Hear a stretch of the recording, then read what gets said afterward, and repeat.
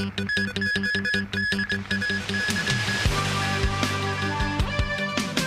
Hong Kong man located after going missing for 20 hours during a water sports activity.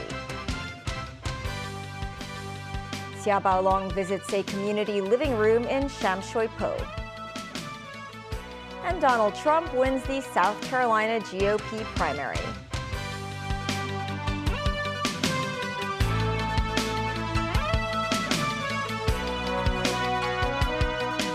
Hello and welcome to TVB News. An academic said people need to beware of the risks when taking part in stand-up paddling. This came after a 59-year-old man went missing for 20 hours as he paddled in Shenzhen on Saturday. The man was later rescued, having suffered light injuries. Mimo Singhai reports. The 59-year-old man was conscious when he arrived at the hospital. He was covered with a heating pad.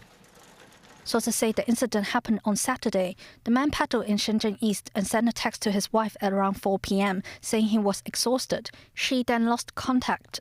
The wife contacted Shenzhen officials and a rescue operation was launched by mainland and local authorities. However, search efforts were to no avail.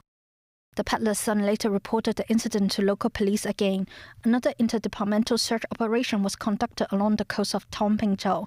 After going missing for 20 hours, the man came ashore by himself at Koh Lau Wan in Saigon and called police by borrowing a phone from a villager.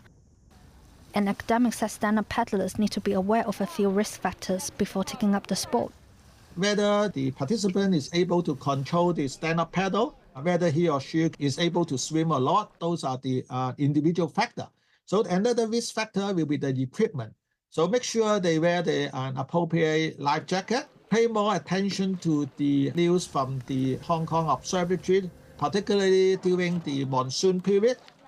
Lo described as lucky the paddler who returned safe. News 9, TVB News. Xia Baolong, director of the Hong Kong and Macau Affairs Office, continued his fact-finding tour of the city today. He began his morning with breakfast at a Chinese tea house before inspecting the Sham Shui Po community living room and listening to the needs of subdivided flat tenants. Timothy Lee tells us more. Today marks the fourth day of Xia Baolong's fact-finding tour of the SAR. Beijing's senior official in charge of Hong Kong affairs arrived at a Wong Tai Sin shopping mall at around 8 this morning. He was accompanied by Chief Executive John Lee, Director of the Central Government's Liaison Office Zheng Yanxiong, and Secretary for Home and Youth Affairs Alice Mack. Xia enjoyed a traditional dim sum breakfast with the city's top officials both Saturday and today. Inside the Chinese tea house, regular patrons were separated from the VIP section. The top mainland official left after staying for around an hour. Xia previously noted Hong Kong's need to bid farewell to subdivided flats and cage homes. He visited the city's first community living room in Sham Shui Po, which is financially supported by the Community Care Fund.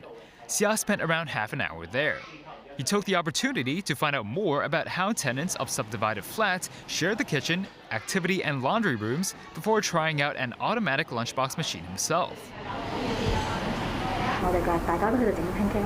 One of the women using the community living room said Xia praised the children who were making muffins in the facility, saying they will make good daughters-in-law in the future.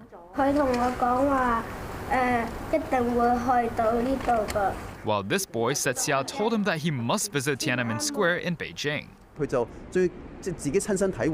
This, as Secretary for Labor and Welfare Chris Sun quoted Xia as saying that community living rooms deserve to be promoted across the city's districts.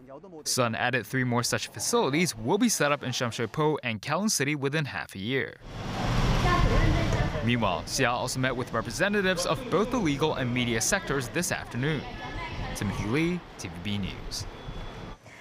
In the U.S., Donald Trump easily defeated Nikki Haley in South Carolina's Republican contest on Saturday, extending his winning streak as he marches towards a 3rd consecutive presidential nomination and a rematch with Democratic President Joe Biden. The former president had been widely favored to win the southern state despite his criminal charges and Haley's status as a native of South Carolina who won 2 terms as governor. This report from NBC News. You're fired, Biden. Get the hell out of here. A confident Donald Trump campaigning at a conservative conference outside Washington tonight, hundreds of miles from South Carolina, where he is now projected to win his 4th straight primary victory. Big election going on today. You probably have read a little bit about it. The former president largely looking past his last Republican opponent, Nikki Haley, instead painting a dark picture of a Biden presidency he hopes to end in November. Joe Biden, he's the crookedest, most incompetent president in the history of our country.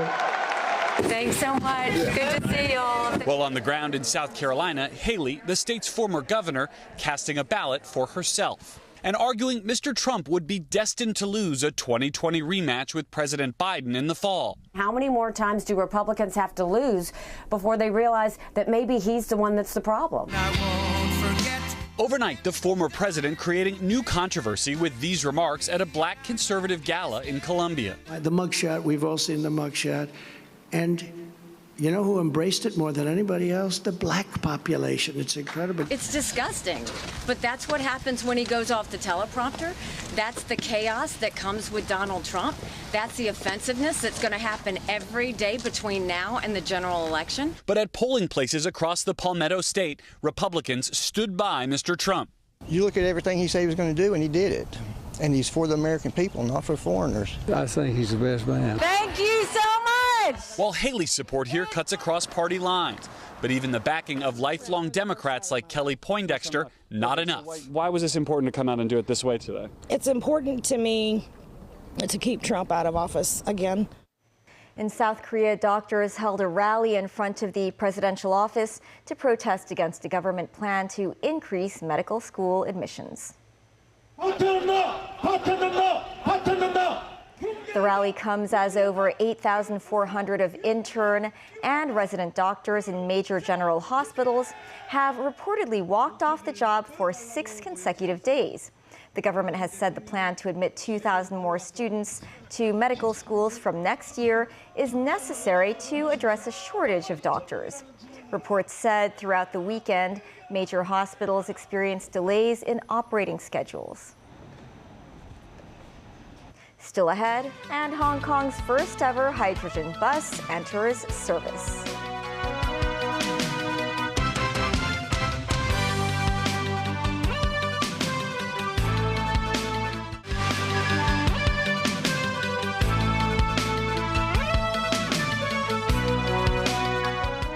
And the city's first ever hydrogen bus entered service today. Citybus said buses will soon be put in service on more routes. Mimo Singai was on board the first bus. Early Sunday morning, a group of bus enthusiasts gathered together at a bus stop on Mukong Street in Kai Tak. Everyone was waiting for the same thing, to get on board the city's first hydrogen double-decker bus running on Route 20. Many bus fans were young, including this 10-year-old boy who arrived at the bus stop with his parents and grandma. Arrived here at about 7:50. I would like to ride the hydrogen bus. I hope it will not explode. If it's exploded, it could ruin the harbor tunnel. Arrived here at Kai Tak at around 3 or 4 a.m. and waited for like six and a half hours just to see and ride the first double-decker hydrogen bus. I feel excited. Some latecomers, meanwhile, worried they could not get on the bus after a sign was put up saying the end of the queue. I'm absolutely worried about. I think I would not to get the bus, but I think I can try it. This is my chance. Route 20 runs through Kowloon City, Yaojiamong and Shamshui-Po. Citybus said it will soon expand the service coverage of its hydrogen buses to include routes 28 and 22M. Hydrogen buses cannot travel through tunnels in accordance with local regulations, meaning the buses can only operate in Kowloon. How will the bus operator overcome the limitation? In short term, we are going to build another hydrogen refuel station at the Hong Kong side. But on the other hand, we understand that the government is going to review the ordinance. Hopefully, we hope that the good news will come soon. At 11 a.m., bus enthusiasts boarded the hydrogen bus for its first commercial journey. Citybus distributed souvenirs to passengers, a water bottle and a first ride certificate. This passenger was pleased with the ride.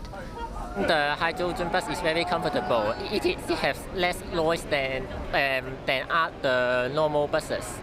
This is the final stop of bus route 20, which is the Hoi Dat Estate bus terminal. Citybus said they will introduce 5 more such hydrogen buses in future. Memos 9, TVB News. That's the news. Thanks for watching. Bye for now.